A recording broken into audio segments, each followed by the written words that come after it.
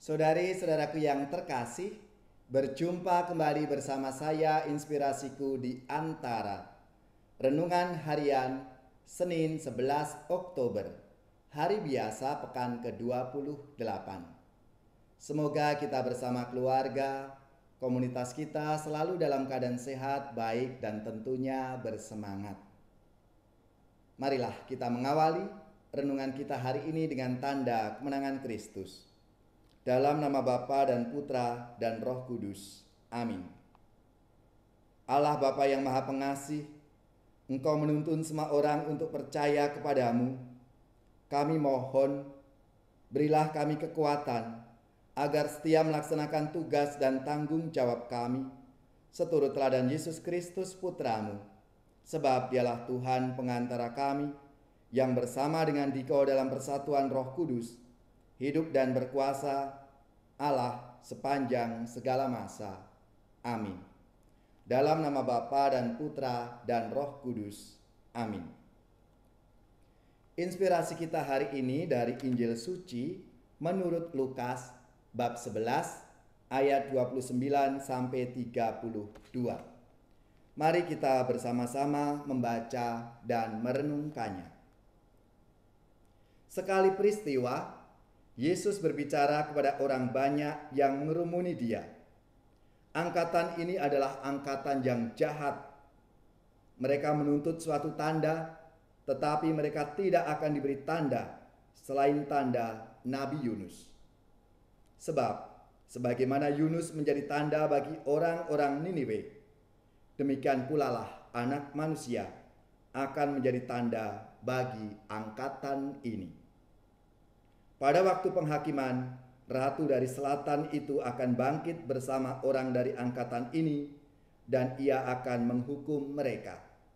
Sebab ratu ini datang dari ujung bumi untuk mendengarkan hikmat Salomo.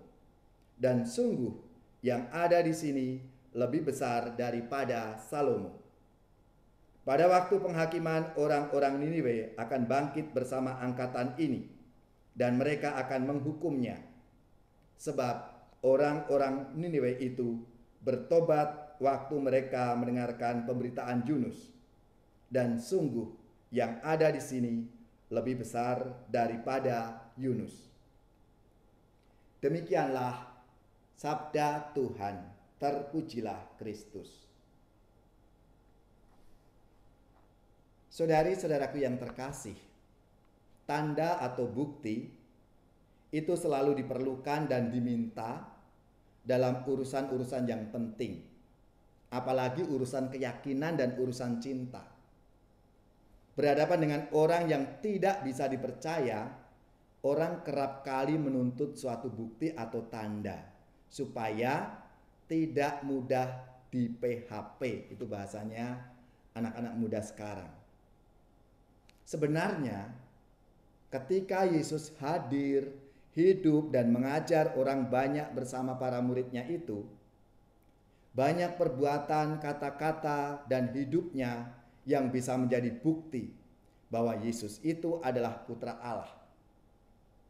Orang banyak dibuat terkagum-kagum akan pengajarannya karena berbeda dengan pengajaran orang-orang Farisi dan ahli-ahli Taurat.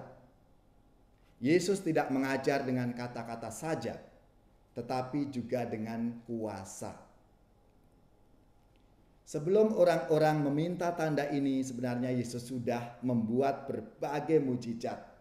Kita semua tahu, misalnya saja, angin ribut diredakan dan mengusir roh jahat dari orang Gerasa. Yesus membangkitkan anak Yairus dan menyembuhkan seorang perempuan yang sakit pendarahan. Memberi makan kepada 5.000 orang hanya dengan 5 roti dan 2 ikan. Lalu mengusir roh jahat. Dan masih banyak lagi. Apakah ini masih kurang? Kalau semua tindakan dan karya Yesus itu tidak menumbuhkan iman dan kepercayaan, untuk apa lagi kita minta tanda? Minta bukti dari Tuhan Yesus? Apakah jika diberikan, lalu kita menjadi percaya?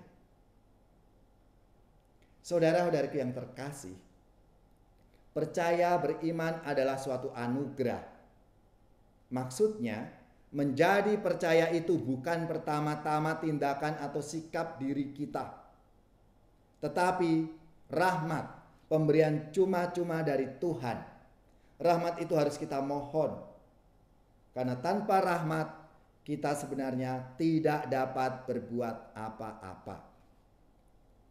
Maka menjadi pertanyaan refleksi untuk kita semua. Bagaimana hidup iman dan kepercayaanku kepada Tuhan Yesus pada saat ini, lebih-lebih di masa pandemi ini? Apakah ada bedanya? Apakah aku semakin berani mempercayakan dan menyerahkan diriku ini kepada Tuhan Yesus? Saudara-saudariku yang terkasih, marilah kita merenungkan rahmat Tuhan yang kita terima setiap hari. Dan kita harus syukuri rahmat Tuhan itu. Karena Tuhan telah memberikan tanda kehadiran penyertaannya kepada kita semua dalam hidup kita setiap hari. Sadarilah Kristus bersama kita mengorbankan dirinya. Hayatilah kasih karunia-Nya dalam sabda dan santapan, agar kita diselamatkan dan hidup mengikutinya. Rayakanlah dalam pesta ini, pesta keselamatan kekal.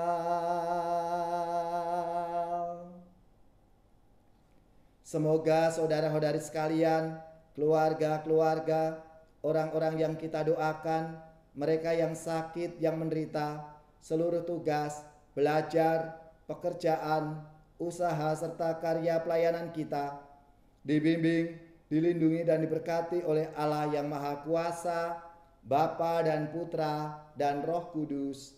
Amin.